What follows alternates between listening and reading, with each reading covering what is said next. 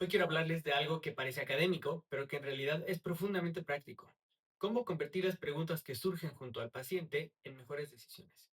Y cuando digo mejores decisiones, no me refiero solo a decisiones más correctas científicamente, sino más seguras, más humanas y más responsables con los recursos. Esta charla es importante para especialmente el grupo de personas de pregrado, alumnos de la universidad de la carrera de medicina o de alguna ciencia clínica. Muchos de ustedes están en esta etapa en la que empiezan a ver pacientes, a acompañar indicaciones, a observar cómo se decide y poco a poco participan en estas decisiones. Aquí nos damos cuenta de que en medicina casi nunca decidimos con certeza absoluta, sino con probabilidades, con tiempo limitado y en sistemas que tienen restricciones. Esta tensión entre incertidumbre y responsabilidad es exactamente el terreno donde viven la epidemiología clínica y la medicina basada en evidencia. Quisiera que hoy se lleven una idea central. No basta con saber medicina, hay que aprender a pensar médicamente. Y esto implica formular buenas preguntas, saber buscar respuestas e interpretar críticamente la evidencia para aplicarlas en el paciente que tenemos enfrente, no a un paciente ideal que puede estar en los libros o en los artículos. Para mí este tema no es solo académico. Mi formación combina medicina, investigación clínica y gestión en salud. Tengo formación médica, un diploma en investigación clínica, una maestría en dirección de instituciones, experiencia en salud pública, calidad hospitalaria, consultoría y atención basada en valor, además de experiencia dando clases y acompañando estudiantes desde hace varios años.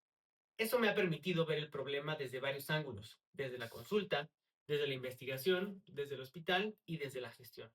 Justamente por eso, hoy quiero unir tres mundos que a veces se enseñan por separado: la epidemiología, la medicina basada en evidencia y la economía de la salud.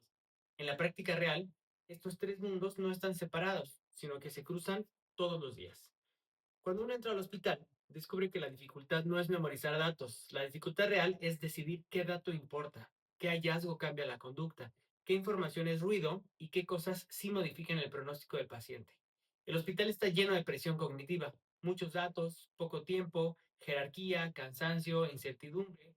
Y en ese contexto es muy fácil caer en atajos mentales. Pedir por pedir, seguir una costumbre sin cuestionarla, confundir frecuencia con relevancia o pensar que más estudios equivalen a una mejor atención, pero no siempre es así. A veces más información genera más confusión, más costo y más daño. Me gusta pensar este proceso en cuatro escalones: dato, información, evidencia y decisión. Cuando ordenamos todos esos datos en un contexto, obtenemos la información.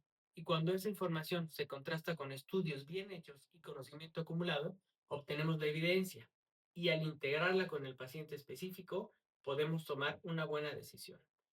El error frecuente en la formación médica es creer que la medicina premia al que acumula más datos. En realidad, premia al que sabe cuáles datos cambian su conducta. Y ese es un cambio profundo de mentalidad. Ahora, la epidemiología clínica es, en esencia, el uso de la lógica y los métodos epidemiológicos para resolver problemas clínicos. No es epidemiología solo para brotes, poblaciones o políticas públicas. También nos sirve para contestar preguntas diarias del paciente. ¿Qué tan probable es una enfermedad? ¿Qué tan útil es una prueba? ¿Cuál es el pronóstico? ¿Qué riesgo implica esta intervención? Lo importante es que la epidemiología clínica nos da un lenguaje para lidiar con la incertidumbre, nos obliga a pensar en probabilidad, validez, precisión, y eso nos ayuda a dejar de pensar en términos absolutos de sirve o no sirve, sino que ahora pensamos en quién sirve, cuánto sirve y cuánto cuesta y qué riesgos conlleva.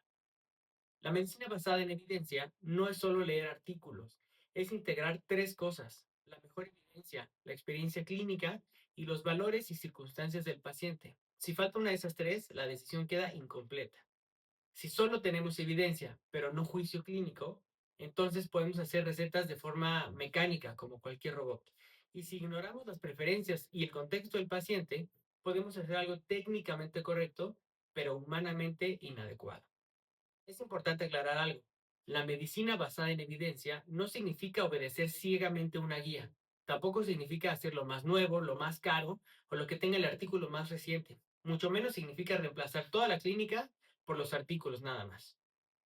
Al contrario, exige pensar más, exige preguntarnos si ese estudio realmente responde a mi pregunta, a mi cuestionamiento, si esos pacientes son parecidos a los míos y no solo estadísticamente significativo, y si lo que se propone es viable en mi entorno y mi hospital. Todo empieza con el paciente, no con la diapositiva, no con un artículo, no con una guía, sino con la persona. Una persona con fiebre, con dolor torácico, con síntomas vagos. Ahí es donde nacen las preguntas importantes. Y la calidad de nuestra medicina depende de la calidad de nuestras preguntas.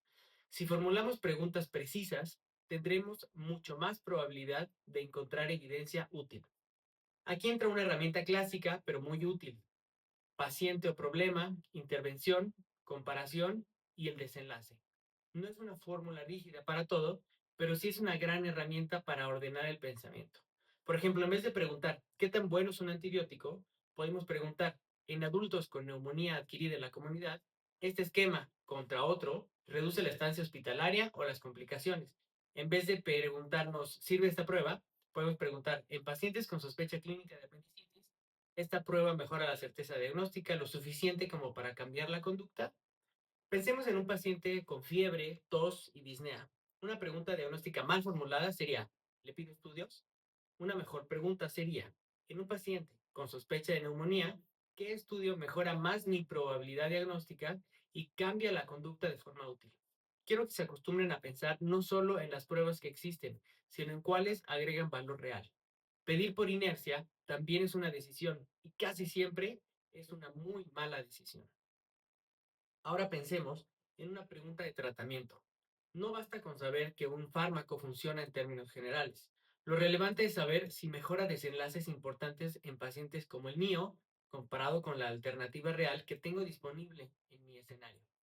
Esto también obliga a distinguir entre desenlaces sustitutos y desenlaces clínicos importantes. Una variable de laboratorio puede mejorar, pero eso no siempre significa menos mortalidad, menos hospitalizaciones o una mejor calidad de vida.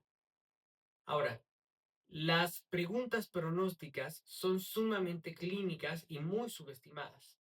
A menudo el paciente no solo quiere un diagnóstico, quiere saber qué sigue, qué riesgo corre, cuánto vigilarse, si va a empeorar o si va a mejorar. En esta parte, la epidemiología clínica nos ayuda a hablar en términos de riesgo y trayectorias probables, no de certezas falsas. Aprender a comunicar pronóstico con honestidad y claridad es una de las competencias más valiosas que pueden desarrollar desde temprano. Aquí vamos a hablar de un concepto de orden mental. No todos los estudios responden todo. Un ensayo clínico suele ser útil para intervención, una cohorte puede ser muy útil para pronóstico o eventos. Un estudio de casos y controles sirve para explorar asociaciones. Los estudios transversales describen frecuencia y distribución en un punto del tiempo.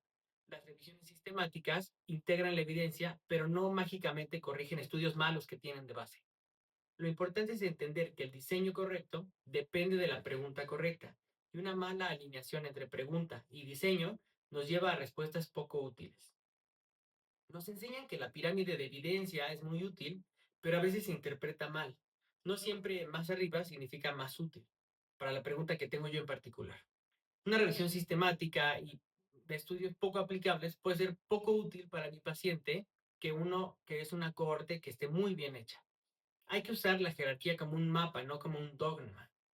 También reportan la calidad del estudio, el tamaño del efecto, la precisión y la aplicabilidad clínica. Aquí conviene hacer un pequeño alto para todos nosotros. Un riesgo relativo suena impresionante. Riesgo absoluto suele ser más honesto. Si algo reduce un 50% el riesgo relativo, esto puede ser enorme o mínimo dependiendo del riesgo basal. Y en el número necesario a tratar, cuando está bien entendido, puede ser una forma muy poderosa de aterrizar un beneficio. No basta con saber que un tratamiento funciona. Necesitamos saber cuánto ayuda en términos reales y a cuántos pacientes necesito tratar para beneficiar a uno. Esa es la diferencia entre entusiasmo y juicio clínico. Muchos estudiantes aprenden sensibilidad y especificidad como definiciones para el examen, pero en la clínica importan cuando ayudan a responder dos preguntas. Si sale negativo, ¿puedo relajarme? Y si sale positivo, ¿de verdad cambia mi sospecha? Yo lo explicaría muy sencillo. Sensibilidad útil para no dejar pasar enfermedad cuando un negativo ayuda a descartar. Especificidad útil cuando un positivo realmente nace más creíble que el diagnóstico. Esta es una de las ideas más importantes para estudiantes en general. Una prueba no se comporta igual en todos los contextos. El valor predictivo depende de la prevalencia, o dicho más clínicamente, de la probabilidad pre-prueba. Eso significa que no interpretamos una prueba en el vacío. La interpretamos sobre un paciente concreto, en un contexto concreto, con una sospecha clínica previa. Y por eso la clínica no desaparece cuando pides un estudio. La clínica define cómo debes interpretar ese estudio. Cuando hablamos de sesgo, solemos pensar en artículos, pero el sesgo también vive en la práctica clínica cotidiana. Sesgo de anclaje cuando nos quedamos en la primera impresión, de disponibilidad cuando recordamos el caso más llamativo y creemos que es frecuente. Autoridad cuando dejamos de cuestionar una decisión solo porque alguien con mayor jerarquía nos la dijo. También están los sesgos del sistema. ¿Qué pacientes vemos? ¿Qué pacientes llegan? ¿Quién tiene acceso a estudios? ¿Quién abandona el seguimiento? ¿Y qué resultados se publican y cuáles no? Reconocer nuestro sesgo no nos hace desconfiados, nos hace mejores clínicos. Hay una idea muy arraigada aquí en medicina para los estudiantes. Si pido más, estoy siendo más completo, pero muchas veces no. Pedir más puede significar más falsos positivos, más estudios subsecuentes, más diatrogenia y más ruido. Quiero insistir en esto porque es un punto donde se unen clínica, evidencia y economía. Un estudio no solo se justifica porque existe, sino porque cambia la conducta y probablemente nos agregue valor. Aquí entramos a la parte más madura del razonamiento clínico. La pregunta no es solo qué dice la evidencia, sino cómo aplico esa evidencia a esta persona. El paciente real tiene comorbilidades, limitaciones económicas, barreras de acceso, creencias, tiempos y prioridades. Aplicar la evidencia requiere juicio. A veces la mejor decisión no es la intervención teóricamente más potente, sino la más factible. Esto no es bajar la calidad, es practicar medicina en el mundo real. Hasta aquí hemos hablado de evidencia, experiencia clínica y valores del paciente, pero en la práctica existe un cuarto elemento que muchas veces no se enseña explícitamente, el contexto del sistema. Disponibilidad, tiempos de espera, presupuesto, infraestructura, procesos. Y esto no es un detalle administrativo, condiciona la medicina posible no para resignarnos, sino para decidir con inteligencia. La buena medicina también requiere entender el sistema donde la estamos practicando. A veces la economía de la salud se percibe como un tema lejano, de administradores o de políticas públicas, pero en realidad toca la medicina clínica todos los días. Cada prueba, cada interconsulta, cada retraso tiene una dimensión económica. Hablar de economía de la salud no significa mercantilizar al paciente, significa reconocer que los recursos se terminan y que toda decisión compite con otras necesidades del sistema. Ignorar eso no elimina el problema, solo hace nuestras decisiones menos graves para el paciente. Aquí vale mucho la pena hacer distinciones claras. Eficacia, si funciona en condiciones ideales. Efectividad, si funciona en la vida real. Eficiencia, cuánto resultado obtengo respecto a los recursos que uso. Estas palabras suelen usarse como si fueran sinónimos, pero no lo son, y confundirlas produce malas decisiones. Una intervención puede ser eficaz, pero poco efectiva en el mundo real, si requiere una infraestructura muy complicada o si la adherencia es muy baja. Esta es una plática clave. A veces existe una tensión entre lo que parece ideal en abstracto y lo que es sostenible o costo efectivo en un entorno concreto. No se trata de elegir dinero sobre pacientes. Se trata de entender que hacer medicina también implica priorizar y buscar el mayor beneficio real posible. Yo aquí sería muy cuidadoso con lo que vamos a mencionar. La economía de la salud no viene a negar la evidencia, sino a completarla. Una intervención clínicamente eficaz pero inaccesible puede no generar un valor real en un determinado contexto. Probablemente este es el concepto económico más útil para los estudiantes de medicina. Costo de oportunidad. Significa que cuando uso tiempo, camas, personal o presupuesto en una dirección, dejo de usarlos en otra. Esto no siempre es visible, pero siempre está presente. Pedir un estudio innecesario usa recursos. Mantener hospitalizado a alguien más tiempo del necesario también. Pensar en costo de oportunidad no te hace menos médico, te hace más consciente del sistema.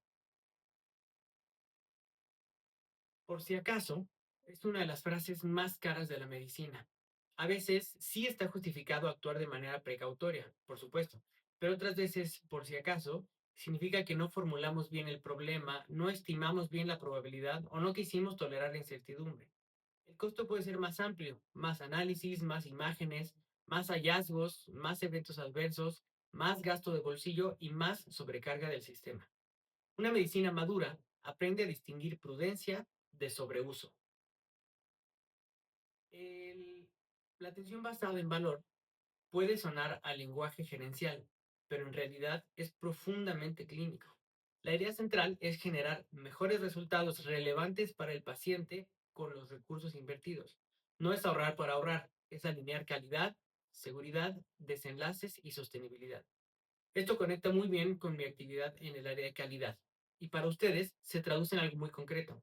Evitar intervenciones de bajo valor, pensar resultados que sí importan y entender que la calidad y la eficiencia no son enemigos, sino que muchas veces van de la mano. Quiero decir esto con precisión. La medicina no debe reducirse a negocio, pero sí ocurre dentro de organizaciones que necesitan ser sostenibles, hospitales, clínicas, consultorios, y todo esto funciona con estructuras, presupuestos, personal, procesos, indicadores y límites reales. Entender eso no te aleja del paciente, de hecho puede acercarte más, porque muchas fallas que ustedes ven en el hospital no se deben a falta de conocimiento médico, sino a problemas de acceso, cumplimiento o diseño operativo. Ver la medicina también como sistema los convierte en médicos mucho más completos. Aquí me gusta introducir la palabra de responsable en el sentido de custodio. El médico no solo diagnostica y trata, también protege y custodia la seguridad, el tiempo, los recursos, la confianza y el valor clínico. Esto implica usar bien lo que se tiene a disposición. Un buen médico joven no impresiona por pedir más cosas, sino por pensar con claridad, priorizar bien y reconocer cuando algo no agrega valor. Este es un tipo de madurez clínica que pueden empezar a construir desde ahora. Quisiera cerrar la parte de contenido con 5 hábitos concretos. Conviertan la intuición en pregunta clínica. No acepten una práctica solo porque siempre se ha hecho así. Antes de pedir algo, pregúntate si va a cambiar la conducta. Aprende a pensar en magnitud real del beneficio. Recuerda que toda decisión ocurre dentro de un paciente y dentro de un sistema. Si desarrollas estos hábitos, vas a llegar al internado, residencia y práctica profesional con una ventaja enorme. No solo sabrás más, sino que pensarás mejor. Para terminar con esta idea, el futuro de la buena medicina no depende únicamente de memorizar más información, sino de formular mejores preguntas, decidir con más juicio y entender que cada decisión clínica también tiene implicaciones humanas, operativas y económicas. Una buena decisión médica es científicamente sólida, clínicamente prudente, centrada en el paciente y consciente del valor. Si tú aprendes a pensar así desde ahora, no solo vas a ser mejor estudiante, vas a ser mucho mejor médico.